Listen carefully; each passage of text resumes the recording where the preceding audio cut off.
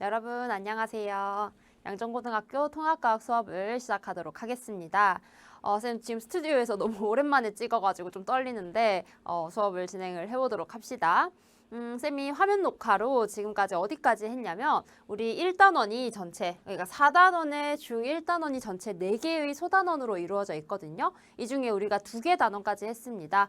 생태계를 구성하고 있는 요소들과 환경이 서로 상호작용하는 거 한번 배웠고요. 그 다음에 생태계 평형, 우리 뭐 피라미드라든지 뭐 이런 내용들 배웠죠. 여기까지 수업을 한 상태고요. 사실 소단원 3단원을 먼저 배워야 하기는 해. 뭐 예를 들어 지구과학 내용입니다. 대기 대순환이나 또는 뭐 엘니뇨, 사막화 이런 내용들을 배워야 하는데 그 부분은 쌤이 다음 주에 여러분 학교 올 거잖아요. 다음 주에 학교에 오면 그때 수업을 직접 만나서 하도록 하고요. 오늘부터는 이제 온라인으로 물리 내용을 나가도록 하겠습니다. 우리 오늘 배울 내용은 에너지의 전환과 효율적 이용이라는 부분에 해당하겠습니다. 자, 오늘 배울 내용은 무엇이냐? 우선 교과서는 263쪽에서 268쪽까지예요. 수업이 조금 길어질 수 있습니다. 뭐 한 30분 걸릴 수도 있고요. 조금 빨리 쌤이 얘기를 하게 되면 20분대로 끝낼 수도 있겠죠. 그것보다 넘어갈 수도 있고요. 30분보다. 자, 프린트물과 문제 자료 쌤이 올려놨으니까 다운받아서 같이 봐야 되겠죠. 문제 자료는 쌤이 이미 나눠준 프린트물에 있습니다. 오늘 배울 내용이 뭐냐면요. 첫 번째, 에너지가 뭔지를 알아야 합니다. 그리고 에너지의 종류들을 좀 배울 거고요. 그 에너지의 종류를 배운 다음에 에너지가 하나로 머무르지 않고 서로 전환이 되거든요. 서로 전환될 때 에너지가 보존되는 법칙을 설명을 할 수 있어야겠습니다. 그리고 마지막으로 에너지와 열 효율이라는 것에 대해 배우고 그 열 효율을 지키기 위해서, 높이기 위해서 어떤 것을 우리가 하고 있는지에 대한 내용을 배워보도록 하겠습니다. 자, 첫 번째 에너지의 전환과 보존에 대해서 먼저 볼 건데요. 에너지에 대해서 배우니까 에너지가 뭔지 먼저 알아야겠죠. 우선 에너지는 일을 할 수 있는 능력을 의미합니다. 일이라는 거는 우리 뭐 예를 들어 이런 거 배웠지 않나요? 과학적인 힘, 그리고 과학적으로 말하는 일이 무엇인가? 어떤 물체를 예를 들어 들어서 중력에 거슬러서 들어서 내가 가로로 들고 가면은 이거는 힘을 쓴 것이고 일을 한 것에 해당하죠. 이것처럼 과학에서 일을 할 수 있는 능력을 우리가 에너지라고 부르게 되고요. 실제로 이제 일이 우리 이번 통합과학에서 열심히 나오진 않아요. 에너지가 뭔지가 더 중요하겠습니다. 에너지와 일의 단위는 똑같이 줄을 쓰게 되고요. 우리 에너지는 이제 실제로 여러 종류가 있습니다. 무엇에 따라 나누게 되냐면 형태에 따라 나누게 되는데요. 형태에 따라서 빛에너지, 포텐셜 에너지, 운동 에너지, 전기 에너지, 화학 에너지, 열 에너지, 파동 에너지 등으로 나눌 수가 있습니다. 그래서 이런 에너지의 종류들을 지금부터 하나하나씩 좀 자세히 살펴보려고 하는데요. 우선 첫 번째, 빛 에너지가 교과서에 소개가 되어 있습니다. 여러분 그 프린트물에는 이렇게 약간 연두 색깔인데 노란색처럼 보이네요. 이 부분을 적어주면 돼요. 쌤이 학교에서 수업할 때랑 비슷하죠.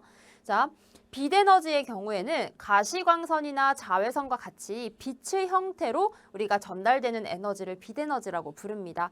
태양으로부터 오는 빛 에너지가 있겠죠.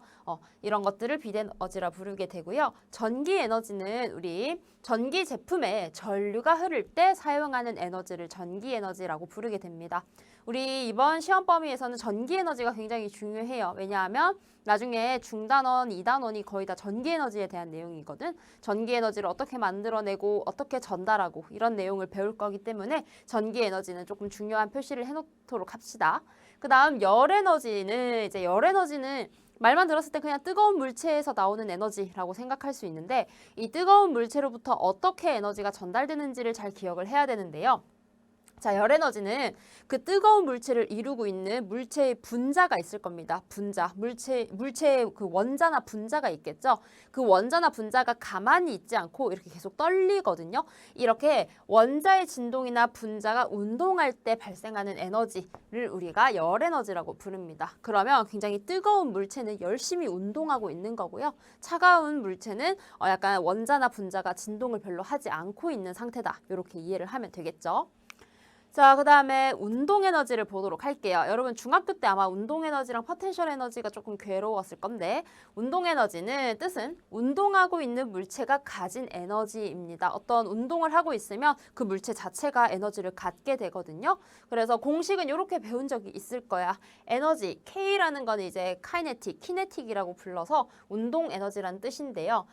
공식이 2분의 1 mv 제곱 이거 배워본 적 있죠? m은 물체의 질량이고요. v는 속도에 해당하겠습니다. 근데 우리 이번 시험 범위에서 이 공식이 중요하지는 않아요. 그냥 참고로만 적어 놓은 겁니다. 자, 포텐셜, 프린트물에는 없는데 뭐 적고 싶은 사람은 적으세요. 포텐셜 에너지라는 거는 포텐셜이라는 영어 단어 뜻 여러분 다 알고 있죠? 잠재적인이라는 뜻입니다. 그래서 지금 당장은 에너지를 가지고 있지 않지만 얘가 높은 곳에 있다가 떨어지면은 이제 에너지를 만들어내기 시작하거든. 그래서 높은 곳에 있는 물체가 가지는 에너지를 우리가 포텐셜 에너지라고 부르게 되고요. 그 높이를 h라고 했을 때 질량 곱하기 중력 가속도 g, 우리 1학기 때 배웠죠? g 곱하기 h라고 계산을 할 수가 있겠습니다. 자, 그 다음에 화학 에너지, 화학이네요. 화학 결합을 하게 되면은 그 결합을 할 때 굉장히 큰 에너지를 갖게 됩니다. 이 화학 에너지는 화학 결합을 통해서 어떤 물질에 저장된 에너지를 화학 에너지라 불러요. 예를 들어 우리가 에너지를 얻기 위해서 우리 사람이 에너지를 얻기 위해서 밥을 먹어야 되죠. 그 밥에 들어있는 물질이 화학 에너지를 가지고 있다라고 이야기를 하고요. 또 휴대폰 쓸 때 우리 배터리 필요하죠. 이 배터리 역시 화학 에너지에 해당한다. 그 안에 다양한 화학 물질이 들어있기 때문이에요. 이런 화학 에너지가 있다라고 기억하면 되겠고요. 파동 에너지가 마지막으로 소개되고 있습니다. 파동 에너지는 대표적으로 소리, 파도, 지진파와 같은 파동의 형태로 에너지를 가지게 될 때 우리가 파동 에너지라 부르게 되거든요. 소리도 파동입니다. 쌤이 계속 말하면은 여러분 귀에 계속 에너지가 전달이 되는 거예요. 피곤하겠죠? 그래서 소리, 파도, 지진파와 같은 파동이 있다. 이렇게 정리하면 되겠습니다. 자, 우리 다양한 에너지의 종류가 있는데요. 어떤 에너지는 그 에너지로만 살아가는 형태가 아닙니다. 그 무슨 말이냐면 에너지는 하나의 형태에서 다른 형태의 에너지로 전환이 될 수 있어요. 중요합니다. 그래서 뭐 예를 들어 화학 에너지가 열 에너지로 바뀔 수도 있고요. 전기 에너지가 운동 에너지로도 바뀔 수가 있습니다. 그래서 우리 교과서의 대표적인 예시로 해보기 활동으로 휴대전화에서 일어나는 에너지 전환이 소개가 되어 있거든요. 그래서 우리 휴대폰에서 크게 한 5가지? 6가지인데 6번이 없어졌네. 어디 갔지? 6가지의 에너지 전환이 소개가 되고 있습니다. 그래서 첫 번째는 충전인데요. 충전할 때 우리 콘센트 필요하죠. 콘센트에서 나오는 전기 에너지가 우리 배터리가 충전되는데 우리 아까 쌤 배터리는 화학 에너지라고 했죠. 화학 에너지로 바뀌는 이러한 에너지 전환 과정이 있고요. 자, 그다음 배터리를 사용하는 거는 충전의 반대 과정이죠. 그래서 화학 에너지를 전기 에너지로 바꾸게 됩니다. 자, 그러면 우리 이 전기 에너지가 결국에는 휴대폰을 사용할 때 출발하는 거예요. 물론 제일 출발은 배터리 사용이지만 배터리를 사용해서 전기 에너지를 만들고요. 이 전기 에너지가 휴대폰을 사용하는 다양한 형태로 바뀌게 되거든요. 그래서 세 번째 소리 녹음 조금 이따가 보고요. 4번 보겠습니다. 음악 듣기. 음악을 듣는 거는 휴대폰을 사용하는 거죠. 그러면 아까 배터리를 사용해서 화학 에너지가 전기 에너지로 바뀌었고요. 이 전기 에너지가 음악을 들을 때는 소리 에너지로 바뀌게 되는 과정을 거치게 됩니다. 음악을 들으려면 전기 에너지를 소리 에너지로 바꾸는 과정이다. 그리고 우리 유튜브 볼 때 화면 영상이나 사진을 볼 때는 이 전기 에너지가 빛 에너지의 형태로 우리 눈에 전달되게 되고요. 진동을 할 때 휴대폰에서 진동이 울리는 거는 움직이는 거잖아. 그치? 그래서 전기 에너지가 운동 에너지로 바뀌는 에너지 전환이 일어난다. 이렇게 정리하면 되고요. 아까 넘어갔던 3번 소리 녹음의 경우에는 휴대폰을 사용을 하기는 해. 근데 바깥에서 들리는 소리를 전기의 형태로 녹음을 하는 것이기 때문에 반대로 소리 에너지가 전기 에너지로 바뀌는 과정이다. 이렇게 정리를 하면 되겠습니다. 교과서 그림도 이렇게 보면 되겠고요. 교과서는 여러분이 한번 읽어보세요. 자, 그리고 이제 우리가 이런 걸 에너지 다이어그램이라고 부르게 됩니다. 에너지들이 전환되는 거를 그림으로 나타낸 건데요. 에너지 다이어그램이 우리 교과서에서도 소개가 되어 있죠. 이런 거는 굉장히 중요합니다. 그래서 화학 에너지, 빛 에너지, 전기 에너지, 역학적 에너지, 열 에너지 등이 소개가 되어 있어요. 이때 여러분 역학적 에너지라는 말이 소개가 되는데 여기서 선생님이 아까 설명을 하려고 했는데 우리 운동 에너지와 포텐셜 에너지를 모두 합쳐서 역학적 에너지 라고 부르게 됩니다. 뭔가 운동하는 물체는 일단 기본적으로 역학적 에너지를 가지게 돼요. 근데 이제 이게 운동을 하는 건지 높은 곳에 있는 건지 약간 애매한 경우에 우리가 이 둘을 합쳐서 역학적 에너지라고 부르게 되거든요. 뭐 운동 에너지처럼 생각을 하면 되겠습니다. 그러면 우리 한번 내용을 간단하게 몇 개만 한번 볼까요? 역학적 에너지. 어떤 운동하는 물체가 되게 마찰을 일으키잖아요. 그럼 얘들아 생각해봐. 어떤 물체에 계속 마찰을 시키면 여기 마찰면에서 뭐가 발생하죠? 열 에너지가 발생하게 되죠. 굉장히 뜨거워집니다. 그래서 마찰이 일어나면 열 에너지로 변환이 된다라는 것을 확인할 수 있고요. 또 뜨겁게 열을 내서 전기를 만들어내면 이런 걸 우리가 화력 발전이라고 부르게 됩니다. 그렇죠? 전기 에너지가 역학적 에너지로 바뀌면 우리가 전기를 동력으로 바꾸는 전동기가 되게 되고요. 그 다음에 어떤 움직이는 모터, 발전기에서 전기가 만들어지는 걸 우리가 발전기라고 부르게 돼요. 그 외에 뭐 광합성도 있죠. 빛 에너지를 우리 생물의 포도당으로 바꾸는 화학 에너지로 바꾸는 과정을 광합성이라 부르게 되고요. 그 다음에 화학 에너지를 사용하여서 빛 에너지를 내는 대표적인 생물이 반딧불이가 있죠. 이러한 에너지 전환 과정을 여러분들이 이 표를 보고 간단하게 어디에서 어디로 바뀌는지는 알 수 있어야 됩니다. 시험 문제에 연소의 에너지 전환 과정을 적으시오 라고 하면 화학 물질이 일단 기본적으로 타는 거잖아요. 화학 물질이 타는 것이기 때문에 화학 에너지에서 열 에너지로 바뀌는 것이다. 이런 식으로 전환 과정을 좀 외워주셔야 되겠습니다. 뭐 외울 거가 있나? 그냥 이해하면 되지 얘들아. 그 정도는 할 수 있을 것 같아. 자, 그러면 이 에너지가 전환을 할 때 여러분 에너지가 사라지지 않습니다. 한 형태의 에너지가 다른 형태의 에너지로 전환될 때 절대로 새롭게 생겨나지 않고요. 그렇다고 사라지지도 않습니다. 그래서 생겨나지도 않고 사라지지도 않기 때문에 보존되겠죠. 이런 걸 우리가 너무너무 중요한 전 세계의 전 지구의 기본적인 대전제 에너지는 보존되는 법칙이 발생이 되게 됩니다. 에너지의 모든 양은 항상 일정하게 유지가 되는 거죠. 자, 그러면 우리가 에너지가 한번 만들어지면은 소멸되지 않잖아. 근데 왜 우리가 항상 에너지를 절약하자라는 말을 하게 될까요? 자, 문제는 뭐냐면 봐봐. 모든 에너지는 여러 단계의 전환 과정을 거치는데 이때 문제가 자, 여기 적어주세요. 다시 사용하기 어려운 형태의 에너지로 전환이 되게 됩니다. 자, 다시 사용하기 어려운 형태의 에너지가 뭐 어떤 것들이 있냐면요. 열 에너지가 있고요. 또 뭐 예를 들어 우리 휴대폰에서 소리가 막 나. 휴대폰에서 소리가 나면 그 소리 에너지를 모아서 다시 뭐 어떤 물체의 운동을 시킬 수 있을까요? 좀 어렵겠죠? 뭐 소리 에너지 등등등 우리가 좀 다시 사용하기 어려운 형태의 에너지로 많이 소모가 되게 됩니다. 예를 들어 자동차를 운전을 하고 있어. 근데 이 자동차에서 굉장히 열이 많이 발생을 하거든요. 그럼 이 열 에너지는 자동차에게는 별로 필요가 없는 형태의 존재 에너지란 말이야. 그치? 그래서 우리가 다시 사용하기 어려운 형태의 에너지로 전환되기 때문에 에너지를 절약을 해야 된다라는 내용으로 정리를 할 수가 있겠습니다. 우리 여태까지 에너지 종류, 전환, 보존, 절약해야 되는 까닭까지 배웠습니다. 자, 그러면 이제부터는 이 에너지를 절약을 해야 되니까 에너지를 효율적으로 써야겠죠. 이 에너지를 효율적으로 사용하는 것을 나타내는 열 효율을 보려고 합니다. 자, 우선 에너지 효율이라는 게 있어요. 효율이라는 단어 자체가 무슨 뜻이죠? 얼마나 효율적으로 썼냐 이거잖아. 그래서 공급한 에너지 중에서 우리에게 진짜 필요한 형태의 유용하게 사용된 에너지의 효율을 우리가 에너지 효율이라고 부르게 됩니다. 단위는 퍼센트를 쓰게 돼요. 곱하기 100을 하라는 소리겠지. 자, 그런데 우리는 에너지 효율 중에서도 열 효율을 보고 싶어. 열 효율. 뭐냐면 자, 열기관이라는 것에서 사용한 에너지의 효율을 보고 싶은 거거든요. 우선 열기관이 무엇인지 확인을 하고 넘어가겠습니다. 열기관이라는 것은 화석 연료가 뭐 예를 들어 석유 있죠. 경유, 휘발유 등등등 이러한 화석 연료가 연소할 때 발생하는 열 에너지를 이용해서 동력, 즉 운동 에너지로 바꾸는 장치를 우리가 열기관이라고 부르게 됩니다.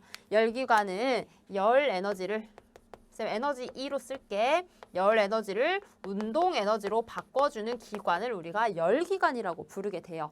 대표적으로 어떤 게 있냐면 우리 자동차 안에 있는 엔진 있지. 자동차 안에 있는 엔진이 대표적으로 열기관에 해당합니다. 우리 교과서에 보면 자동차 엔진 그림이 있을 거예요. 그래서 자동차, 버스, 선박 등에 사용되는 엔진, 뭐 가솔린 엔진, 뭐 이런 것들 있죠. 그런 것이 열기관입니다. 그리고 우리 교과서에서 궁금한 거는 이 열기관이 에너지를 얼마나 효율적으로 사용하는지를 궁금해 하거든요. 자, 그래서 이 그림을 한번 보도록 하겠습니다. 열 효율 E라고 스몰 E로 쓰거든요. 자, E라고 부르는데요. 열기관의 에너지 효율. 우리 방금 에너지 효율을 봤는데 에너지 효율 중에서도 열기관의 에너지 효율을 열 효율이라고 부르게 됩니다. 자, 그럼 이 그림이 어떤 그림이냐면 자, 에너지를 전달해주는 굉장히 뜨거운 고열원이 있어요. 고열원에서 Q1이라는 열 에너지를 전달을 해줍니다. 열기관에. 그러면 이 열기관에서 내가 필요한, 쓰고 싶은, 유용한 에너지로 W만큼 일을 하게 됩니다. W, 워크 말 그대로 일이야. 열기관이 효율적으로 일을 한 것을 W라고 부르고요. 그러면 우리 에너지가 Q1만큼 적고 W만큼 일을 하면 어느 정도 열 에너지가 남게 돼요. 우리가 쓸 수 없는 형태의 에너지 Q2라는 것으로 저열원으로 전달이 되게 됩니다. 예를 들어 이런 거야. 뭐 자동차로 치면은 고열원은 엔진이고요. W는 우리 자동차를 사용하는 거고요. Q2는 예를 들면 길바닥인 거죠. 길 또는 공기 뭐 이런 식으로 열 에너지 같은 거를 전달을 하는 곳이거든요. 자, 그러면 한번 보겠습니다. 교과서에 이렇게 적혀 있어요.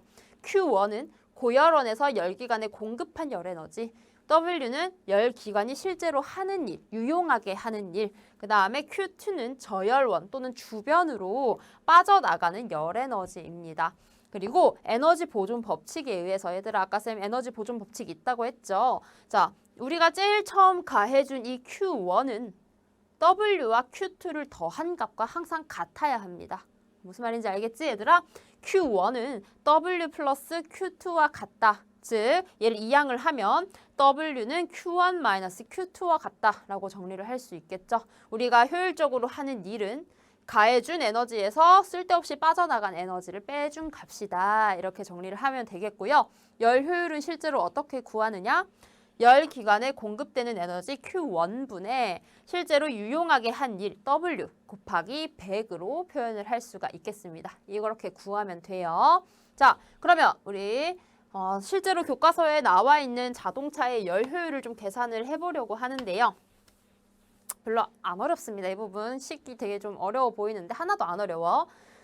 엔진에 A라는 자동차가 있고 B라는 자동차가 있어요. 이때 엔진에 공급된 열 에너지 Q1이죠. 우리 아까 앞에서 봤을 때 얘를 Q1으로 표현을 할 수 있고요. A는 150만큼 공급이 됐고 B는 120만큼 공급이 된 상태입니다. 그 다음 엔진이 실제로 하는 일을 우리가 W라고 표현을 했죠. W는 A는 30, B는 30만큼 일을 한다고 하네요. 자, 이때 A와 B의 열 효율을 구하라고 해요. 그러면 이렇게 우선 자동차 A의 열 효율을 표현을 할 수가 있겠습니다. 스몰 EA라고 표현을 했는데요. 가해준 에너지 150kJ 분의 실제로 유용하게 한 일 30kJ 곱하기 100을 하면 20%가 나오게 되죠. 단위는 퍼센트입니다. 그 다음 자동차 B의 열 효율은 이렇게 나오게 돼요.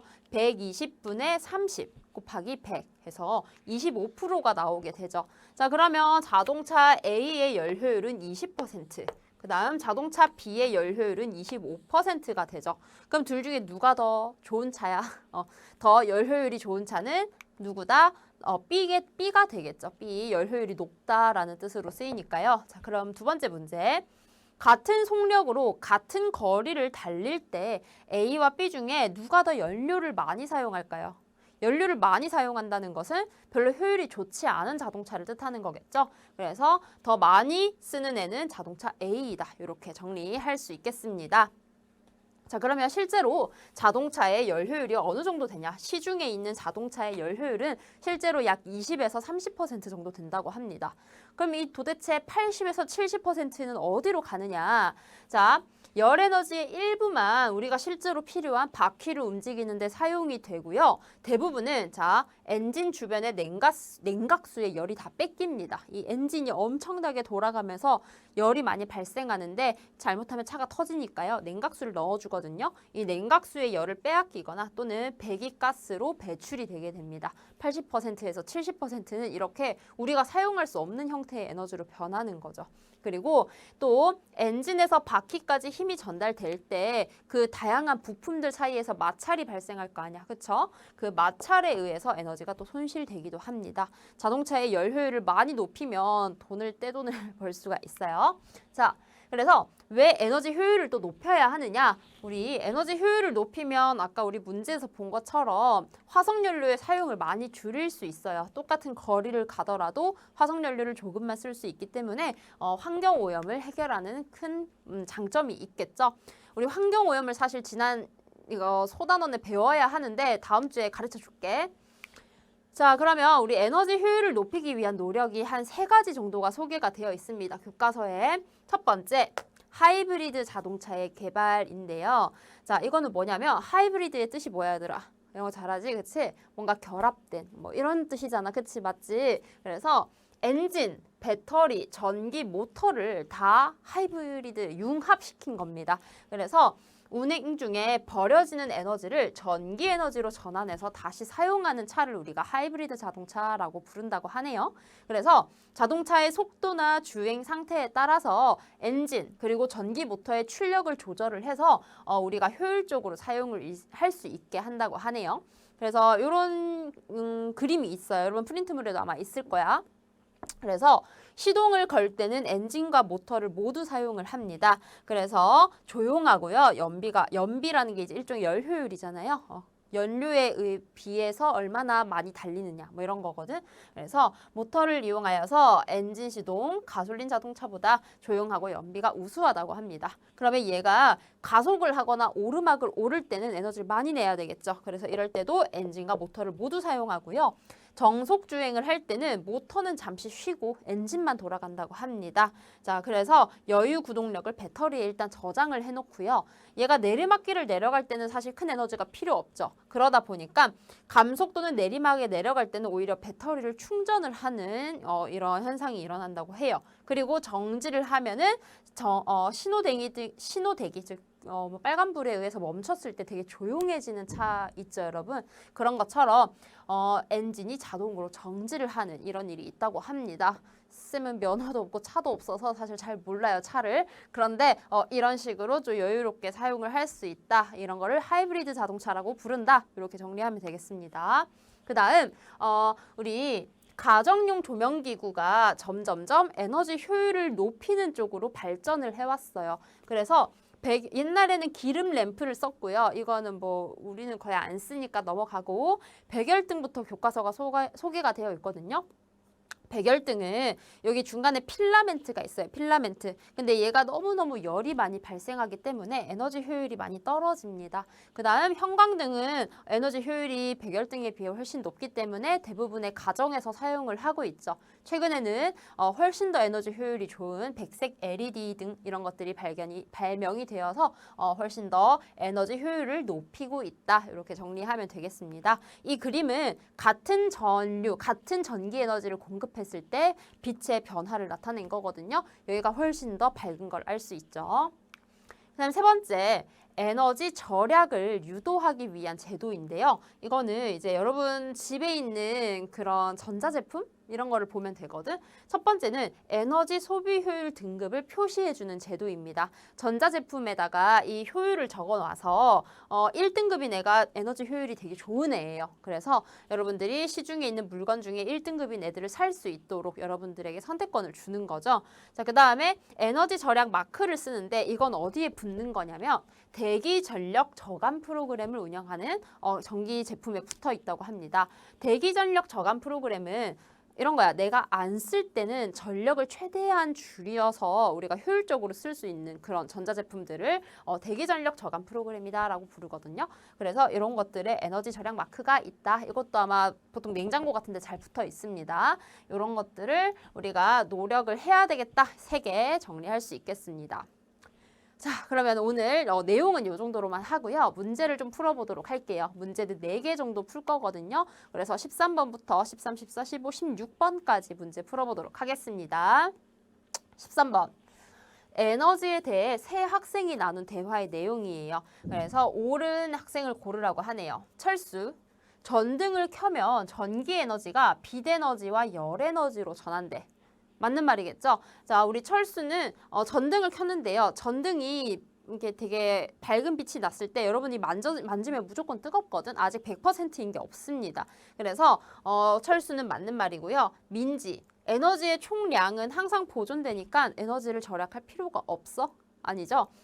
에너지는 우리가 다시 사용할 수 없는 형태의 에너지로 전환이 많이 되기 때문에 절약을 해야 되겠습니다. 민지 틀린 말, 0이. 뜨거운 찻잔이 식으면서 열 에너지는 공기 분자에 전달돼. 맞습니다. 여러분 이거 우리 중학교 때 전도 현상 배웠을 거거든. 뜨거운 물체는 진동을 하면서 주변에 있는 공기나 뭐 이런 물체에다가 이 분자를 전달하잖아. 분자의 운동을. 그쵸? 그래서 영희의 말도 맞는 말입니다. 잘 헷갈리면 여기다가 꼭 표시를 해놓으세요. 그래서 철수와 영희가 맞는 말을 했습니다. 정답 3번.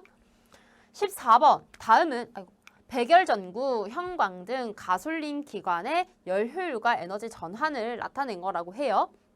자, 설명으로 옳은 것을 고르시오. 자, 우선 얘들아 가솔린 기관이 뭘까요? 무슨 기관? 열기관이죠. 열기관. 가솔린 기관은 에너지 어떻게 전환된다고 했죠, 여러분? 열 에너지에서 운동 에너지로 변화를 해야 되겠죠. 자, 기억. 백열전구에서는 전기 에너지가 모두 빛 에너지로 전환되나요? 아니죠. 백열전구 에너지 효율 5%밖에 안 돼요. 5%만 빛 에너지로 바뀌고 나머지는 거의 다 열 에너지로 바뀌게 됩니다. 기억 틀린 말. 니은 같은 양의 전기 에너지를 소비하는 경우 자, 백열전구와 형광등을 비교를 하면 형광등의 에너지 효율이 훨씬 더 높기 때문에 형광등이 더 밝겠죠? 니은은 맞는 말입니다. 디귿, 가에 들어갈 말은 운동에너지이다. 맞는 말이죠. 정답 니은 디귿 4번이 되겠습니다. 그 다음 15번. 다음은 여러 가지 에너지 전환을 나타내고 있어요. ABCDE의 에너지 전환에 해당하는 예로 옳지 않은 것을 찾으라고 하네요. 자, 우선 A 보겠습니다. 빛 에너지를 화학 에너지로 바꾸는 식물의 광합성 맞습니다. 그 다음에 B. 화학 에너지를 전기 에너지로 바꾸는 거는 배터리를 사용하는 것에 해당하죠. 그래서 배터리 또는 건전지의 사용 맞습니다. 그 다음에 C. 화학 에너지를 열 에너지로 바꾸는 거 연료의 연소 맞죠. 메테인과 같은 화학 물질에 들어있는 화학 에너지를 연소하여서 뜨거운 열 에너지로 바꾸는 것이 맞습니다. 그 다음에 D. 전기 에너지를 역학적 에너지로 바꾼다? 이런 거는 쌤이 아까 뭐가 있다고 했었죠? 전동기 같은 것들이 있죠. 자, 그래서 엘리베이터의 경우에는 우리가 엘리베이터? 그쵸. 엘리베이터는 전기를 이용해서 왔다 갔다 할 수 있는 그런 것에 해당하죠. 그쵸. 쌤이 순간 헷갈렸다. 엘리베이터의 경우에 답을 봐버렸어. 그래서 자, 엘리베이터의 경우에는 맞습니다. 역학적 에너지, 움직이는 것에 해당하기 때문이고요. 자, E의 경우에는 얘들아 전기 에너지를 소리 에너지로 가야지 스피커에 해당합니다. 소리 에너지는 전기 에너지로 바뀌는 건 뭐였을까? 뭐 소리의 녹음 이런 것들에 해당이 되었죠. 그래서 정답 5번이 되겠습니다. 스피커가 아니라 소리 녹음으로 바꿔야 돼요. 쌤이 아까 이 화살표를 잘못 읽었어. 자, 그 다음 16번. 다음은 두 자동차에 사용되는 열기관의 열 효율을 나타내고 있다고 하네요. 자, A와 B 중에 B가 조금 더 효율이 좋다는 것을 알 수가 있습니다. 기억, 연료에서 50kJ의 에너지가 공급될 때 B는 30kJ의 에너지가 손실된다. 자, 그럼 여러분 이거 어떻게 푸냐면 공급된 에너지가 50kJ래. 50kJ이고요. 이 중에 유용하게 사용된 거를 X라고 해볼게요. 유용하게 사용된 걸 X라고 했을 때 곱하기 100을 하면 자동차 B이기 때문에 열 효율이 30%가 나와야 되죠. 그쵸? 자, 그러면은 이거 X는 얼마가 되나요? X 2고 15가 되겠죠? 15kJ이 된단 말이야. 그러면 유용하게 사용된 게 15줄이라면은 손실되는 에너지는 몇 줄이 돼야 되죠? 35kJ이 되어야 되겠습니다. 기억은 틀린 말이고요. 니은 동일한 조건으로 달릴 때 같은 거리를 가는데 사용하는 연료는 A가 더 많은 거 맞죠? 열효율이 더 낮기 때문입니다. 니은 맞는 말. 디귿 동일한 조건으로 달릴 때 같은 양의 연료를 사용할 경우 갈 수 있는 최대 거리는 B가 더 큰 게 맞죠. 열효율이 더 좋기 때문입니다. 디귿도 맞는 말 정답 4번이 되겠습니다. 이거 기억이 조금 어려울 수 있겠죠. 이 공식을 이용하여서 손실된 에너지 또는 뭐 유용하게 사용된 에너지를 여러분 계산할 수 있어야 되겠습니다. 여기까지 하면 오늘 수업이 끝이 나고요. 이런 식으로 이제 앞으로 뭐랄까요? 1시간에 소단원 하나를 끝내는 게 쌤 목표야. 그래서 온라인 기간에 최대한 진도를 많이 빼고 여러분 학교에 올 때는 복습 위주로 수업을 하는 것이 쌤의 목표입니다. 그래서 앞으로 온라인 수업 시간에 어떻게 수업을 할지는 쌤이 공지사항에 좀 대충 진도를 정리해서 올려놨거든. 그거 보면서 여러분 시험 공부 계획 짜는데 참고를 할 수 있었으면 좋겠습니다. 고생이 많았고요. 다음 시간에 보도록 해요. 다음 시간이 이제 다음 주 여러분 학교 오는 날이죠. 그치? 그래, 내일 다음 시간에 보도록 하자. 안녕.